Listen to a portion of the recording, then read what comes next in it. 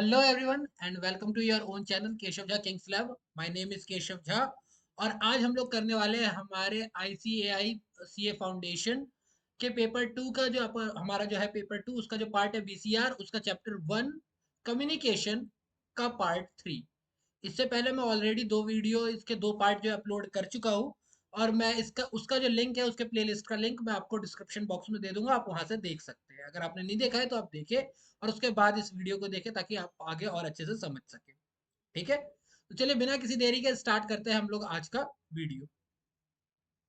देखो, जो सबसे पहली चीज आपको समझनी है, आज मैंने आप लोगों को बोला था कि इस साल आईसीएआई ने ये एकदम न्यू इंट्रोड्यूस किया है और इसीलिए इसमें से एक क्वेश्चन आने के चांसेस बनते हैं कि difference between general English and business English, कि बिजनेस इंग्लिश में और जनरल इंग्लिश में फर्क क्या होता है। देखो, नाम से ही पता चल रहा है, जनरल यानी सामान्य और बिजनेस मतलब व्यवसाय से रिलेटेड यानी काम से, फॉर्मल से रिलेटेड। तो ये क्या होती है, ये नॉर्मल बातचीत के लिए की जाती है। तो पहले जो आईसीएआई ने बोला हुआ है हम उसको पढ़ते हैं।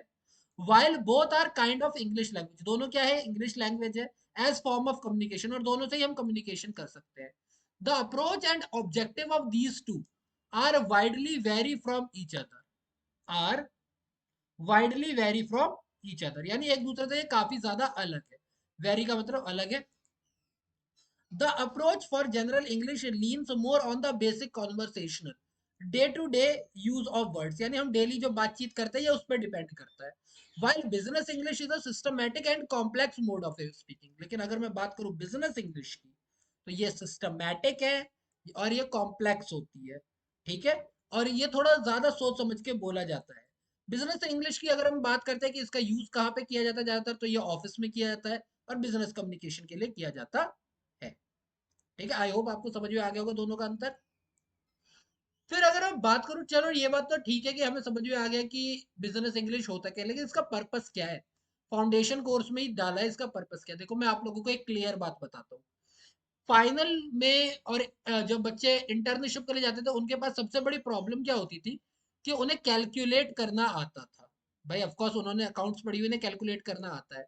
उन्हें एनालाइज करना भी आता है, वो चीजों को एनालाइज भी कर लेते हैं। लेकिन वो ना चीजों को कम्युनिकेट, वो जो बोलना चाहते थे वो उसे कम्युनिकेट नहीं कर पाते थे। और इसीलिए इंग्लिश को फाउंडेशन कोर्स के अंदर डाला गया और इसीलिए बिजनेस इंग्लिश को स्पेशली इसके अंदर डाला गया। It is to be observed that business English is the language used in the core papers of CA curriculum. अगर हम सीए के पूरे कोर्स की बात करते हैं तो उसके जो कोर पेपर्स होते हैं उसके अंदर जो इंग्लिश यूज की जाती है वो बिजनेस इंग्लिश यूज की जाती है। Being proficient in the language will help in improved understanding of the core subject. यानी अगर आप इसके अंदर प्रोफिशिएंट है, अगर बहुत अच्छे हैं, तो ये आपको हेल्प करेगा ताकि आप ज्यादा बेटरली समझ सके किस चीज को, core subject and better preparation. ठीक है, अपने सब्जेक्ट को बड़े अच्छे से समझ सके, अंदर तक समझ सके और बेटर प्रेजेंटेशन कर सके आपका एग्जामिनेशन में टू मैक्सिमाइज द स्कोर। तो सबसे पहले जो चीज यही है कि आपकी अंडरस्टैंडिंग अच्छी होगी और दूसरा आप स्कोर अच्छा कर पाएंगे। अगर इसके अलावा हम सेकंड बात सोचें, गोइंग फर्दर, अगर इसके आगे की बात करें, it would help in communicating with colleagues and business entities.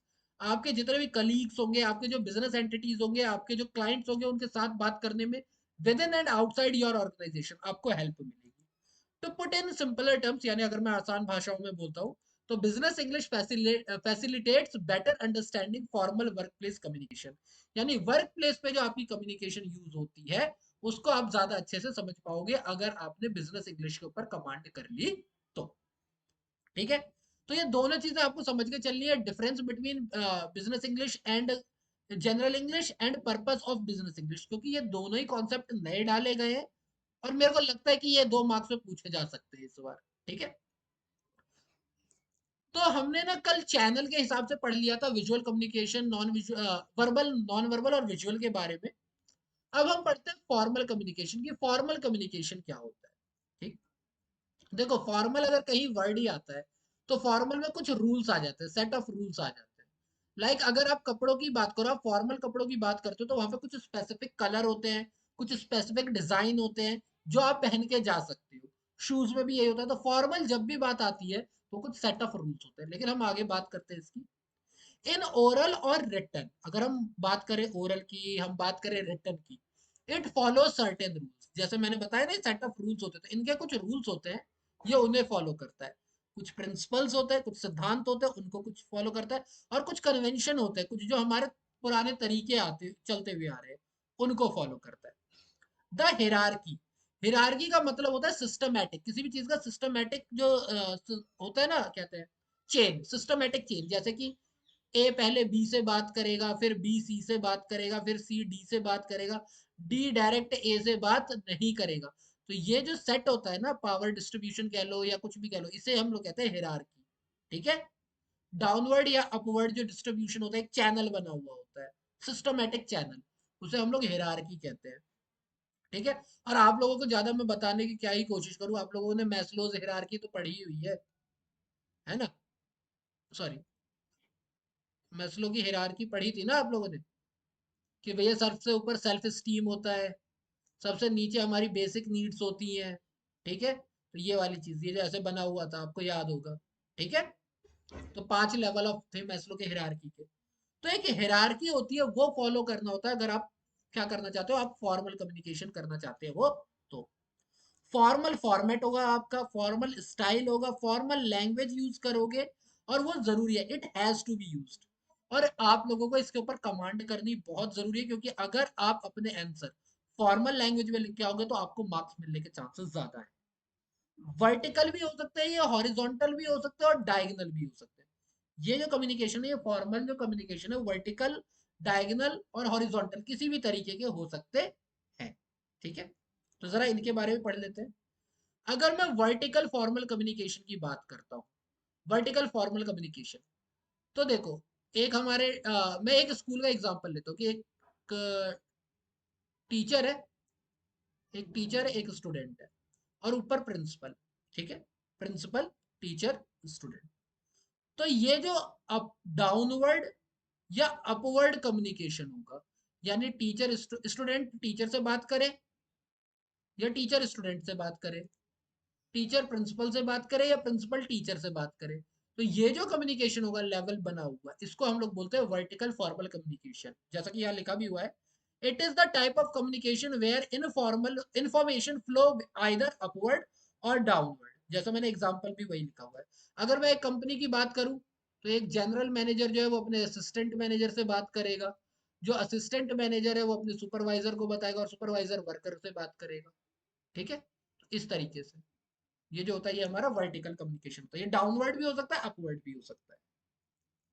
वहीं पे अगर मैं हॉरिजॉन्टल कम्युनिकेशन की बात करता हूँ, हॉरिजॉन्टल फॉर्मल कम्युनिकेशन की बात करता हूँ, तो हॉरिजॉन्टल फॉर्मल, देखो हॉरिजॉन्टल में क्या होता है, दो डंडे होते हैं और उनके बीच में एक लिंक होता है एच में। तो हॉरिजॉन्टल यही होता है जब सेम लेवल पे लोग, अब जैसे कि मैंने ये बोल दिया कि ये मैनेजर लेवल है और ये सुपरवाइजर लेवल है। ठीक है।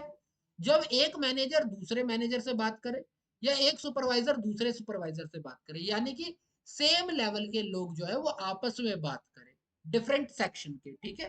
तो वो हमारा क्या कहलाएगा, हॉरिजॉन्टल फॉर्मल कम्युनिकेशन। जैसे यहाँ पर मैंने जो एग्जाम्पल दिया हुआ है, एक्चुअली मैं जिस इंस्टीट्यूट में पढ़ाता हूँ मैंने वहाँ का एग्जाम्पल दिया हुआ है, वहाँ के टीचर्स का नाम दिया हुआ है, आप लोग नाम चेंज कर सकते हैं अपनी तरफ से। It means communication between two parts of the organization on a same level. Like हम लोग ऐसे बात करते हैं कि टीचर, टीचर, ये साइंस वाले टीचर है, ये कॉमर्स वाले टीचर है। तो जब साइंस वाले टीचर कॉमर्स वाले टीचर से बात करेंगे, तो ये क्या है, एक ही ऑर्गेनाइजेशन, एक ही स्कूल के डिफरेंट डिपार्टमेंट है, और ये टीचर्स का लेवल क्या है, सेम। तो सेम लेवल के लोग जब डिफरेंट पार्ट ऑफ ऑर्गेनाइजेशन में बात करते हैं, तो वो हमारा क्या कहलाता है, हॉरिजॉन्टल फॉर्मल कम्युनिकेशन। जैसे कि मैंने क्या बताया, वहां पर मैंने टीचर स्टूडेंट की बात की थी, यहाँ पर मैं टीचर टू टीचर ही कह रहा हूँ। जैसा Sumit sir talks to Vishwajeet sir, and Rakesh sir talks to me, या आई, जो भी आपको लगाने का मन करे। ठीक है। आई होप आपको ये समझ में आ गया होगा, ये क्लियर होगा आप लोगों को। ठीक है। कि वर्टिकल कम्युनिकेशन क्या होता है, कि टीचर स्टूडेंट, अपवर्ड, डाउनवर्ड, ऐसे ना। जबकि इसमें क्या होता है, सेम लेवल, स्टूडेंट स्टूडेंट से बात कर रहा है, टीचर टीचर से बात कर रहा है, प्रिंसिपल प्रिंसिपल से बात कर रहा है, सेम लेवल पे। ठीक है। वहीं पर अगर मैं डायगोनल फॉर्मल कम्युनिकेशन की बात करूं, तो ये क्या होता है, cross functional communication in the hierarchy of an organization. एक ऑर्गेनाइजेशन की हायरार्की में जब क्रॉसली बात करते हैं, हम लोग क्रॉस बात करते हैं, it is usually found in large organization. ठीक है। मैं एग्जांपल पे बाद हो जाऊंगा, जैसे ये समझो, हमने बात की थी अभी, कॉमर्स साइड और आर्ट्स साइड। ठीक है, teacher student, teacher student. Commerce का टीचर आर्ट्स के स्टूडेंट से बात करता है, और कॉमर्स का स्टूडेंट आर्ट्स के टीचर से बात करता है।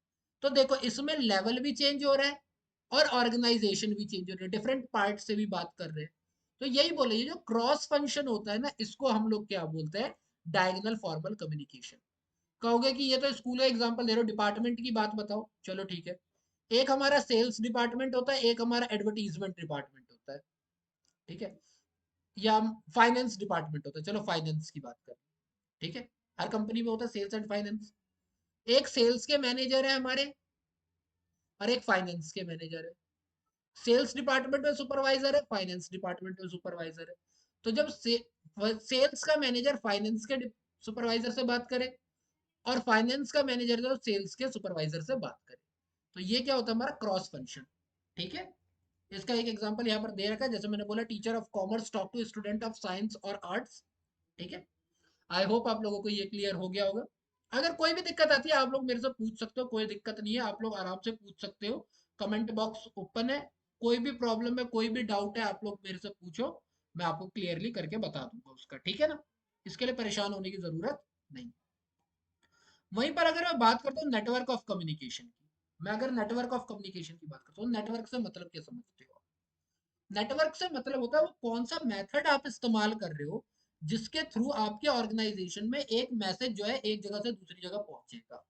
अ communication network refers to the method and pattern used by members of an organization to pass message.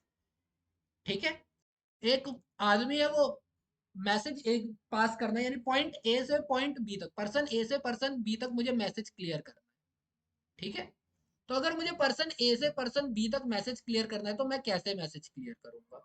ठीक है, कैसे पहुंचाऊंगा, तो ये कौन सा तरीका इस्तेमाल करूंगा, यही बताता है हमारा नेटवर्क ऑफ कम्युनिकेशन। देखो नेटवर्क कैसा होगा ये बहुत सारी बातों पर डिपेंड करता है। The structure of communication with in an company depends upon the, ये बहुत सारी चीजों पर डिपेंड करता है। जैसे साइज, छोटा है या बड़ा है कंपनी का, कम्युनिकेशन चैनल आप किस तरीके का इस्तेमाल कर रहे हो, नंबर ऑफ पीपल कितने इन्वॉल्व है। ठीक है, इन सारी चीजों। अब हम डिस्कस करते हैं कि सबसे ज्यादा मोस्ट कॉमन नेटवर्क कौन कौन से पाए जाते हैं ऑर्गेनाइजेशन के अंदर। ठीक है, देखो साइज से पता चलेगा ही चलेगा, अगर छोटा साइज होगा तो जल्दी कम्युनिकेशन होगा, बड़ा साइज होगा देरी से होगा। टाइप ऑफ कम्युनिकेशन चैनल जो हम लोग यहाँ पढ़ेंगे, और कौन सा चैनल है, वर्बल यूज कर रहे हो, नॉन वर्बल यूज कर रहे हो, रिटर्न कर रहे हो, कितने लोग इन्वॉल्व है, इस पर डिपेंड करता है। तो सबसे पहला जो नेटवर्क आता है वर्टिकल नेटवर्क। ये हमने अभी थोड़ी देर पहले ही डिस्कस किया है कि एक फॉर्मल नेटवर्क होता है, ये टू वे कम्युनिकेशन होता है, और इसमें फीडबैक तुरंत मिल जाता है, क्योंकि सुपरवाइजर सबऑर्डिनेट से बात करेगा, सबऑर्डिनेट सुपरवाइजर से बात करेगा, और तुरंत हमें फीडबैक मिल जाएगा। ठीक है, ये हर तरह की ऑर्गेनाइजेशन में इजीली पाया जाता है। सर्किट, देखो सर्किट जो वर्ड होता है इसका मतलब ही होता है a closed path, a closed path. अब जरूरी है कि आप मुन्ना भाई के सर्किट को ही याद करें। सर्किट हमारा रेसिंग ट्रैक जो होता है उसे भी सर्किट कहते हैं। ठीक है, हमारा इलेक्ट्रिकल सर्किट भी होता है, तो क्लोज्ड पाथ उसे सर्किट कहते हैं। When two person communicate with each other, they form a communication circuit.